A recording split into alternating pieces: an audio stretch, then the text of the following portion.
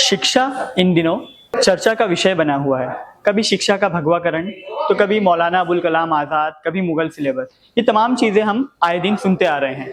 इसी को लेकर आज Student Islamic Organisation of India (SIO) ने CERT centre for education and research and training के साथ कोलैबोरेशन में यहाँ एक प्रेस कॉन्फ्रेंस का आयोजन किया है। जानेंगे कि उनकी क्या डिमांड्स हैं, कितने मुतालबात हैं और केंद्र सरकार से आखिर वो क्या चाहते हैं।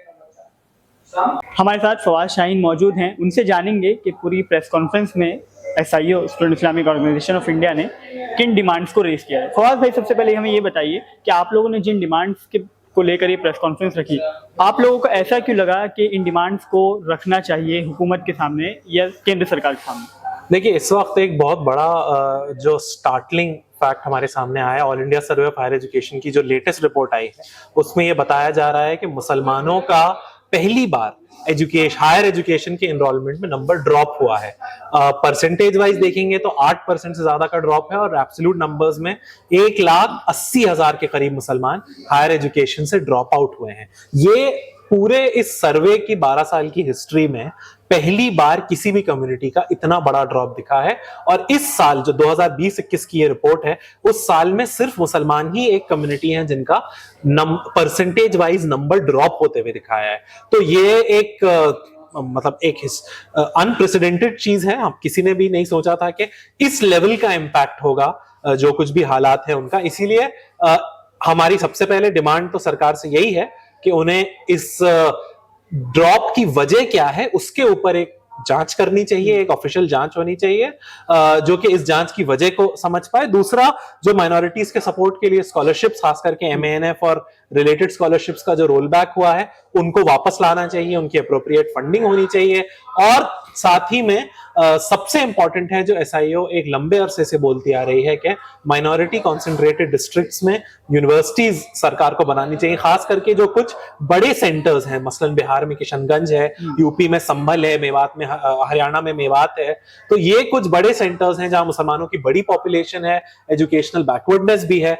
इन जगहों पे यूनिवर्सिटी जरूर बननी चाहिए और ये कुछ तरीके हो सकते हैं इसको एड्रेस करने। अच्छा, इसमें एक सवाल और ये उठता है, जिस तरह से आप बता रहे हैं कि जो आंकड़े सामने आए हैं वो काफी चौंका देने वाले हैं, लेकिन उसी की दूसरी तरफ कई लोग ये सवाल भी उठाते हैं और हम जब देखते हैं कि लोग इस बारे में जब चर्चा करते हैं तो वहां पर भी एक सवाल ये उठ रहा है कि अभी कुछ ही दिनों पहले का एक इंडेक्स, एक लिस्ट हमारे सामने आई जो सेंट्रल यूनिवर्सिटीज हैं, उनमें हम देखेंगे जो माइनॉरिटीज यूनिवर्सिटीज जिनको कहा जाता है, जैसे जामिया है या फिर अलीगढ़ है, तो उनकी जो रैंकिंग है जो शिक्षा मंत्रालय की तरफ से आई है वो भी काफी ज्यादा देखने को मिल रही है। काफी अच्छे लेवल पर वो यूनिवर्सिटीज परफॉर्मेंस दे रही हैं। तो ऐसा क्यों लग रहा है कि इसमें जो है जो आंकड़े आप बता रहे हैं या फिर वो चिंताजनक क्यों है, वो बात समझ नहीं आ रही।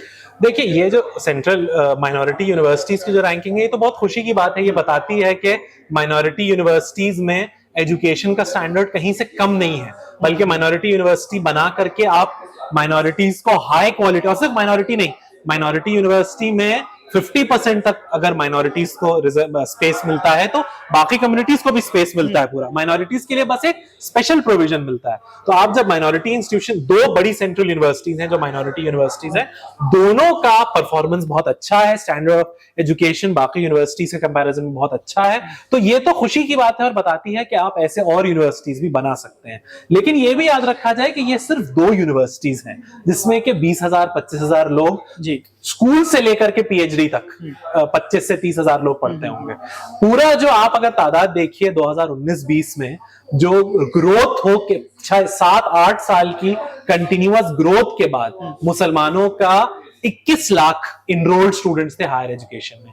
एक साल में वो नंबर 1,80,000 से घट के 19 लाख कुछ पे आ गया है। तो 1-2 यूनिवर्सिटीज उस नंबर को पूरा नहीं कर सकती हैं जब तक कि आप सही मानों में उसके कॉजेस को समझिएगा नहीं, उसको एड्रेस नहीं कर पाइएगा, और उससे ज्यादा जब तक कि आप सही मानों में माइनॉरिटी कॉन्सेंट्रेटेड डिस्ट्रिक्ट्स में यूनिवर्सिटीज नहीं खोलिएगा, तब तक के 1-2 सेंट्रल यूनिवर्सिटीज से सिर्फ ये गैप पूरा नहीं हो सकता। जी, अच्छा, एक आखिरी सवाल ये है कि जिस तरह से आप लोगों ने यहाँ पे शिक्षा के भगवाकरण की जो बात की, तो उसमें अब हम कुछ दिनों से देख रहे हैं कि NCERT ने भी अपने सिलेबस से कुछ चीजें, कुछ खास चीजें जो है निकाली जा रही हैं। कभी मुगल सिलेबस की बात आती है, तो कभी मौलाना अबुल कलाम आज़ाद, तो कभी अल्लामा इकबाल, अभी DU का रिसेंट केस केस एक देखने को मिला।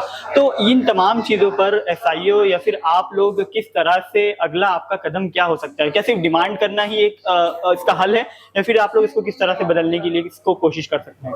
देखिए, इसका हल तो सिर्फ ये है कि अगर एजुकेशन के सिलेबस सेटिंग का जो काम है उसको सिलेबस सेटिंग के तकाजों से किया जाए और एक्सपर्ट्स के साथ कंसल्टेशन और एडवाइस के साथ किया जाए, तो ये डिमांड करने का मौका ही नहीं आएगा। हम तो यही कोशिश करते रहेंगे कि सरकार जो बॉडीज हैं, क्योंकि जाहिर है ये स्पेसिफिक बॉडीज हैं, एनसीईआरटी हो, दिल्ली यूनिवर्सिटी हो, जो कि जाहिर है ये समझ में आता है कि कोई एक लार्जर एजेंडा है जिसको ये पूरा कर रहे हैं, लेकिन बहरहाल स्पेसिफिक बॉडीज हैं जो इस काम को करती हैं। तो हमारी कोशिश रहेगी कि हम उनसे एंगेजमेंट रखें और कंस्ट्रक्टिव तरीके से इसको पूरा कर सकें। बाकी इसमें ये कहने की कोई बात नहीं है कि अगर डिमांड पूरी नहीं की गई तो हम क्या करेंगे, क्योंकि ये तो अगर डिमांड पूरी नहीं हुई तो इंडिया के एजुकेशन सिस्टम का नुकसान है। तो हम ये कॉन्टेम्पलेट नहीं कर रहे हैं कि इन चीजों को नहीं माना जाएगा तो क्या होगा, तो पूरे एजुकेशन सिस्टम का नुकसान है, उसमें सिर्फ हमारे नुकसान की बात नहीं है। बहुत बहुत शुक्रिया हमसे बात करने के लिए। तो आप लोग देख रहे थे कि किस तरह से एसआईओ ने और छात्र संगठन जो है इन डिमांड को, इन मुतालबात को लेकर हुकूमत के सामने इन डिमांड्स को पेश कर रहा है। देख रहे थे छात्र विमर्श, मैं ओवैस सिद्दीक।